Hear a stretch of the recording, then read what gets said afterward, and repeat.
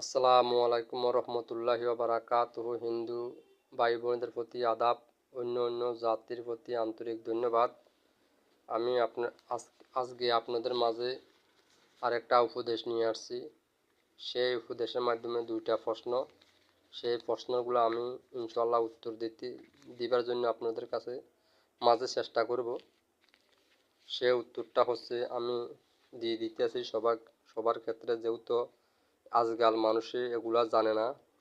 এটা আদিকার যুগে ছিল, কেউ আগে বলে, কেউ আদি যুগ বলে, আদি যুগে ছিল, বা দাদা দাদি নানা নানি বলতো। এদের কথা অনুযায়ী, ঠিক আছে, আদেশ নির্দেশ পালন করে চলাফেরা করতো।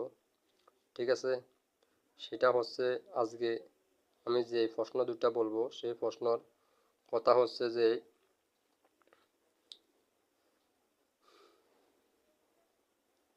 এটা হচ্ছে কোন কাজ করিলে বাড়িতে অগ্নিকাণ্ড ঘটে।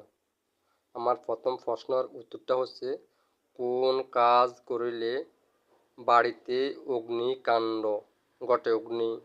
অগ্নিকাণ্ড হতে মানে বিপদ ঘটে। ঠিক আছে, এটা জ্ঞানী গুণীর কথা। জ্ঞানী গুণীরা বলতে আছে যে কোন কাজ করিলে বাড়িতে অগ্নিকাণ্ড ঘটে। এটা উত্তর হচ্ছে অবলা নারীর সাথে বিশ্বাস বিশ্বাস বিশ্বাসঘাতকতা করিলে।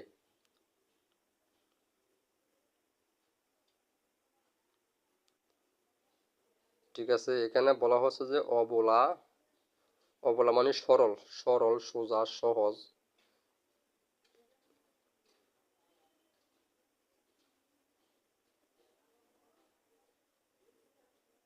ঠিক আছে, অবলা নারীর সরল বিশ্বাসের প্রতি বিশ্বাসঘাতকতা করিলে। বিশ্বাসঘাতকতা অথচ দেখা যাইতে আছে, বা একটা মহিলা আপনার কাছে টাকা আমানত রাখতে আছে। ঠিক আছে, সরল সোজা, আপনি ওই আমানত টাকাকে আপনি খেয়ে ফেলছেন, বা আপনি একটা মহিলার থেকে সরল সোজা টাকা হাওলাত আনছেন। ঠিক আছে, আপনি হাওলাত আনি আর দেন নাই।